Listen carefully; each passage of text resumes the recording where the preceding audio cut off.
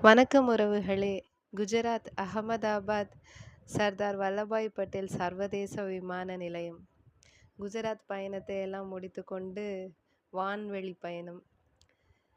90களில் பிறந்தவங்களுக்கு, அதுவும் பொதுவாகவே நடுத்தர குடும்பத்தில் பிறந்த 90களின் குழந்தைகளுக்கு விமானம் அப்படிங்கிறது எப்போதுமே ஒரு தனி சிறப்பு தான்.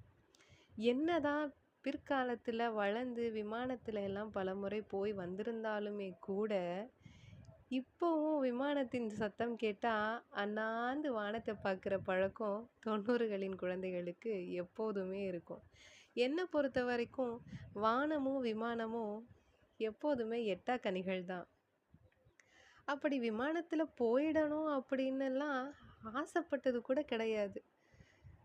பறவையை பார்த்து ஆசைப்பட்டதுனால தான் விமானத்தையே கண்டுபிடிச்சாங்களாம். எனக்கு என்னமோ எதன் மேலேயும் பெரிதா ஆசையோ இல்லை, ஈர்ப்போ இருக்கிறதில்ல.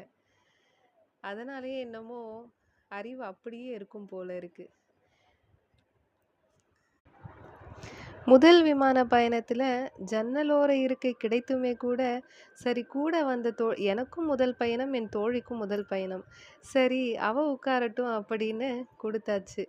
ஏன் எதன் மேலேயும் பெரிய பற்று இல்லை? ஒருவேளை வயசாயிருச்சோ? இல்லை இதைத்தான் மெச்சூரிட்டின்னு சொல்கிறாங்களோ? என்னமோ ஒன்று. பார்க்க நல்லா இருந்தது. ஏதோ ரயில் பயணம் போல ஒரு அனுபவம் இருந்தது. பெரிதாக சொல்லிக்கொள்ள ஒன்றும் இல்லை. புதிதாக பார்த்தது என்னன்னா, ஆகாயத்தையே நேரில் போய் தொட்டு பார்த்தது போல ஒரு அனுபவம். அப்படியே மேலேருந்து கீழே பார்க்கும்போது, அப்படியே அந்த மின் விளக்குகள் ஒளிர்றது எவ்வளோ அழகாக இருந்துச்சு. அப்படியே பட்டாம்பூச்சி படபட படன்னு அடிச்சுட்டு போகிற மாதிரி பார்க்க கொஞ்சம் அழகாக கண்ணுக்கு குளிர்ச்சியாக இருந்தது.